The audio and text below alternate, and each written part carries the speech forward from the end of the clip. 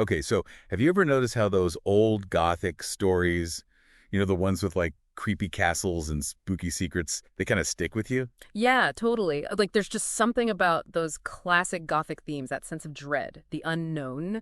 It's like it's hardwired into us or something. Right, it's primal.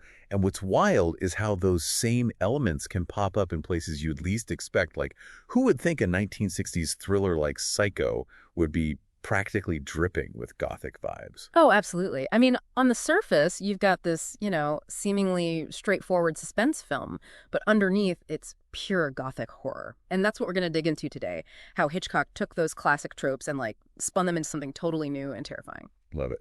So where do we even start? The Bates Motel itself has got to be like Exhibit A, right?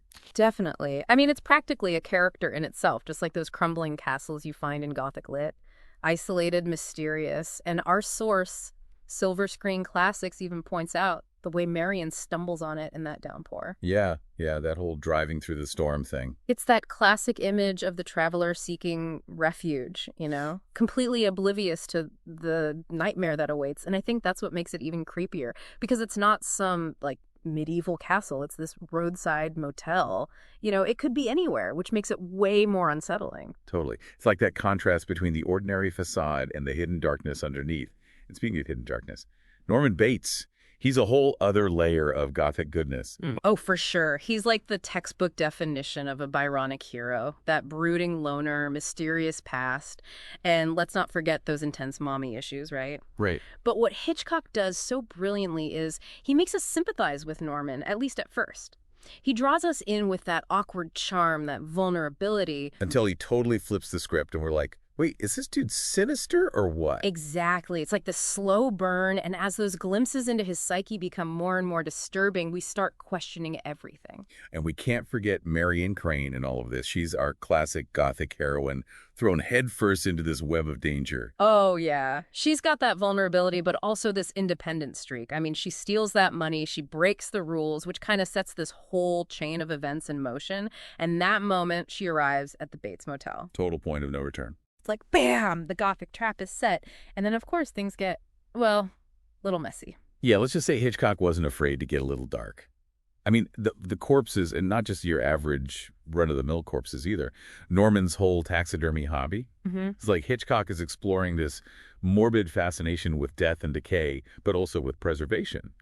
Totally. It's like he's blurring the lines between life and death, the real and the artificial. And don't forget Mother. We won't spoil anything, but let's just say that parent-child bond takes a dark, dark turn. Seriously dark. And it's all done so masterfully. Like, we get these subtle hints about Norman's mental state, the peeping Tom moments, the conversations with Mother. Each one just ramps up the tension and makes us question everything.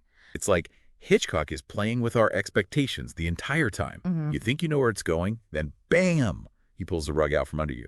It's like we're in Norman's head now, and it's messy in there.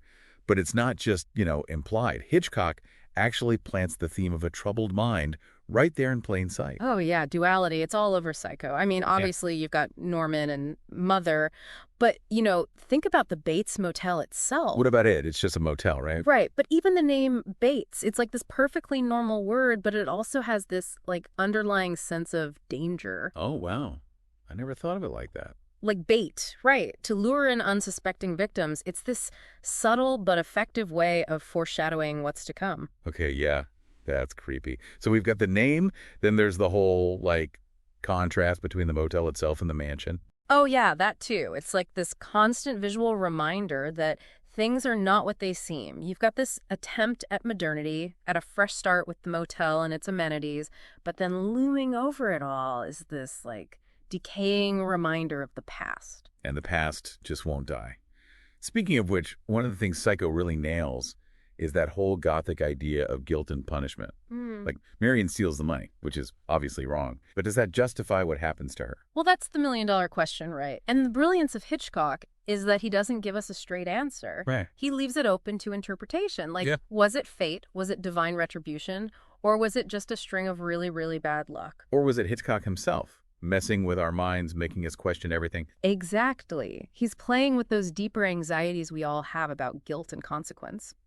And some argue that it reflects his own fascinations, those dark thoughts we all have but don't necessarily act on. See, but it's more than just thinking about it. Hitchcock shows us these things. The way he uses those deep shadows and the way he Yes. positions the camera, it's like we're right there with Norman. It's true. Like, think about all those scenes shot through windows, especially at the motel. It creates this sense of voyeurism, right? Like, we're watching these characters, but are we also being watched? You're totally messing with my head now. I'm never looking at a window again. But that's the point. It's that unease, that uncertainty that makes it so effective. Which brings us back to our duality theme. Windows, like mirrors, right? They can reflect, but they can also distort. They can let light in, but they can also be used to spy on others. And Hitchcock plays with all of that. And I think that's what elevates Psycho beyond just a scary movie. It's this brilliant tapestry of suspense, psychology, and visual storytelling. It's like he took those classic Gothic elements, those primal fears of the unknown, of what lurks in the shadows, and showed us that those things aren't confined to crumbling castles and foggy moors.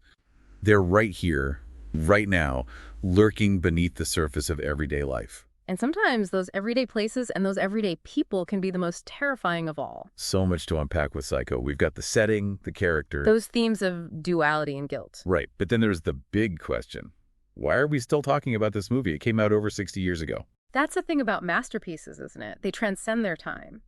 And Psycho, it didn't just scare audiences back in 1960. It, like, redefined what a horror movie could be. Yeah, I can see that. But how?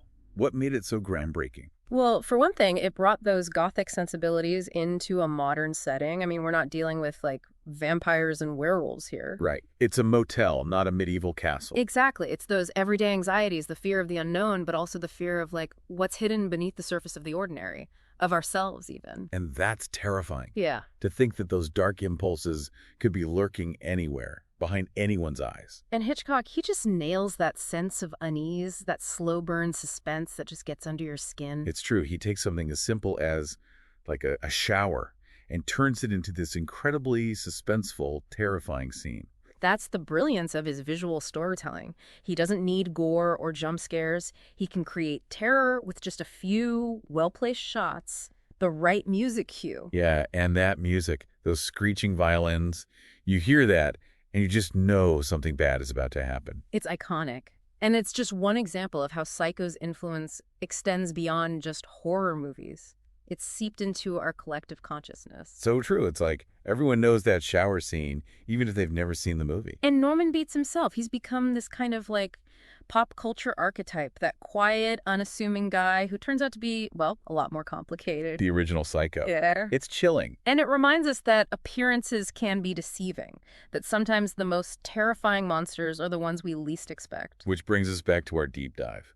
We've explored the setting, the characters, those key Gothic themes. And we've seen how Hitchcock took those elements and crafted a film that's both terrifying and timeless. A film that still resonates with audiences today because it taps into those primal fears and anxieties that honestly are probably even more relevant now than they were back then. Especially in today's world, right? With technology and social media, those lines between reality and appearances are even blurrier. It's like Psycho is this cautionary tale, a reminder to look beyond the surface, to question everything.